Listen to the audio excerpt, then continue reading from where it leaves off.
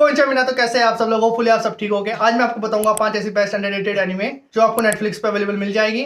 तो आइए शुरू करते हैं बिना टाइम वेस्ट करें। और नंबर 5 पे आएगी कैरोल एंड ट्यूसडे। एंड में स्टार्टिंग होती है ऐसी दुनिया से जहाँ पे जो एआई की टेक्नोलॉजी होती है वो बहुत ज्यादा पॉपुलर हो जाती है। मतलब आप चाहे कोई काम कर रहे हो, कुछ चीज बना रहे हो, कुछ चीज लिख रहे हो, म्यूजिक बना रहे हो, वो सब आपका काम एआई करेगी। और जो इंसान होता है वो सारे एआई की डिपेंड रहता है। और उसी दुनिया में कैरोल नाम की लड़की रहती है। और जो कैरोल होती है वो काफी हाई फैमिली से बिलोंग करती है, लेकिन जो उसका सपना होता है एक म्यूजिशियन बनना चाहती है, लेकिन जो उसकी फैमिली होती है उसको बाहर नहीं निकलने देती। और एक रात कैरोल अपने घर से भाग जाती है सोच के कि मैं अपना सपना पूरा करूंगी। लेकिन जब उस बाहर की दुनिया में जाती है तो जो कैरोल होती है वो पूरी कंफ्यूज रहती है कि मैं क्या करूँ, कैसे करूँ। उसको पता भी नहीं होता है कि कैसे क्या करना है। और तभी उसको एक लड़की मिलती है जिसका नाम ट्यूसडे होता है। तो जो ट्यूसडे होता है वो भी उस शहर में रह रही होती है। वो भी एक म्यूजिशियन बनना चाहती है, लेकिन जो उसकी लाइफ होती है वो बड़ी परेशानी वाली होती है। और जब ट्यूसडे कैरोल से मिलती है तो वे दोनों डिसाइड करते हैं कि हम दोनों अपना बैंड बनाएंगे। लेकिन उस दुनिया में एआई की टेक्नोलॉजी सबसे ज्यादा हाई रहती है और जो म्यूजिक होता है वो सबसे ज्यादा एआई पे डिपेंड रहता है। और जो कैरोल और ट्यूसडे होता है वो कैसे अपना सपना पूरा करती है और उनकी लाइफ में क्या क्या स्ट्रेटेजी आती है ये आप एनीमे देखना। यार मैं आपको 24 एपिसोड के साथ सब और डब दोनों इंडियन में मिल जाएगी। और नंबर 4 पे आएगी अगेत्सुको। एंड में स्टार्टिंग होती है रेत्सुको नाम की लड़की है जो एक पांडा होती है। और जो रेत्सुको होती है वो एक ऑफिस में काम करती है, लेकिन जो उसकी लाइफ होती है वो बड़ी अटपटी टाइप की होती है। वो किसी न किसी मुसीबत में पड़ती रहती है। जो रेत्सुको होती है वो सबसे ज्यादा अपनी लाइफ में अपने बॉस से परेशान होती है, क्योंकि जो उसका बॉस होता है वो बात बात पे उसको टॉर्चर करता है, उससे परेशान करता है और उस पर छोटी छोटी बात पे चिल्लाता है। गुस्सा निकालने के लिए अपने साथ एक माइक रखती है और जब भी अपने ऑफिस से घर जाती है तो वो सबसे पहले कैरियोके जाती है, अपने वहां पे माइक में चिल्लाती है। तब जाकर उसका गुस्सा जो होता है वो शांत होता है। और जो रेत्सुको होती है वो कम बोलती है, चाहे किसी के साथ कांटेक्ट नहीं रखती। जो रेत्सुको होती है वो अपनी लाइफ चेंज करना चाहती है। जो रेत्सुको की लाइफ में क्या क्या स्ट्रेटजी आती है और कैसे वो अपने ऑफिस का काम हैंडल करती है और उसकी लाइफ जो होती है वो कैसे चेंज होती है ये आप एनीमे देखना।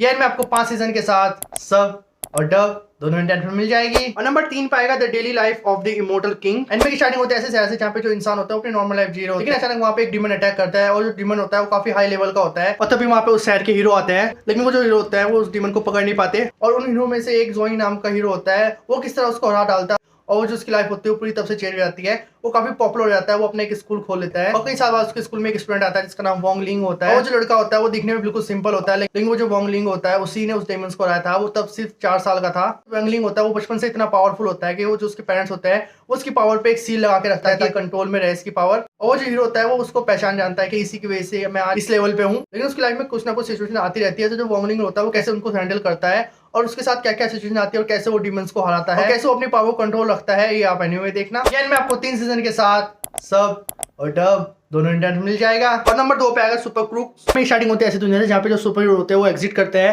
अलग अलग टाइप की सुपर पावर होती है उस दुनिया में, लेकिन बहुत कम इंसानों में सुपर पावर मिली है। उसी दुनिया में एक जॉनी नाम का लड़का रहता है जो एक हाई स्कूल का बंदा होता है। और जो जॉनी का सपना होता है बचपन से सुपर हीरो बनने का, तो जब उसके पास सुपर नेचुरल पावर रहती है तो वो सोचता है कि शायद अब मैं भी सुपर हीरो टीम में शामिल हो सकता हूँ। लेकिन एक दिन उसके साथ एक ऐसा एक्सीडेंट हो जाता है कि उसका जो माइंड होता है वो सारा बदल जाता है। वो डिसाइड करता है कि मैं सुपर विलन बनकर दिखाऊंगा लेजेंडरी। और तब से जो उसकी लाइफ होती है वो पूरी चेंज हो जाती है। उसकी लाइफ में क्या क्या स्ट्रेटेजी आती है, कैसे वो सुपर विलन बनता है ये आप एनीमे देखना। यार मैं आपको 13 एपिसोड के साथ सब और डब दोनों इंडियन मिल जाएगा। नंबर 1 पे आएगा be the beginning. And starting होता है ऐसे शहर से जहाँ पे जो क्राइम होता है वो धीरे धीरे बढ़ रहा होता है। और वो जो क्राइम करता है वो नॉर्मल बंदे नहीं होते, वो एक सुपर नेचुरल टाइप के होते हैं। उनको रोकने के लिए एक बंदा होता है, वो अपने ही तरीके से जस्टिस करता है, उनको मारता है अपने तरीके से। और जो पुलिस होती है वो उस मिस्ट्री ग्रुप और उस बंदे के पीछे होती है जिसको वो किलर बी बोलते हैं। और जो किलर बी होता है वो नॉर्मल बंदा नहीं होता, उसके पास भी सुपरनेचुरल टाइप की एबिलिटी होती है। और जो पुलिस होती है वो एक लेजेंडरी डिटेक्टिव को बुलाती है जिसका नाम केथ होता है। और जो केथ होता है वो भी किलर बी के पीछे पड़ा हुआ होता है। और उसी शहर में एक लड़का रहता है जिसका नाम कोकू होता है, वो भी उस शहर में नया होता है। लेकिन वो जो कोको होता है वो नॉर्मल बंदा नहीं होता है, वही किलर बी होता है। और जो किलर बी होता है वो उस मिस्टर ग्रुप को खत्म करना चाहता है। और जो किलर बी होता है क्या वो उनको खत्म कर पाता है, नहीं कर पाता। और जो डिटेक्टिव होता है कि वो किलर बी को पकड़ पाता है, नहीं पकड़ पाता। वो मिस्टीरियस ग्रुप का पता कैसे लगाता है ये आप एनीमे देखना। यार मैं आपको 2 सीजन के साथ सब और डब दोनों इंडियन मिल जाएगा। तो मेरे साथ मिलता है फिर नेक्स्ट वीडियो में। सायोनारा।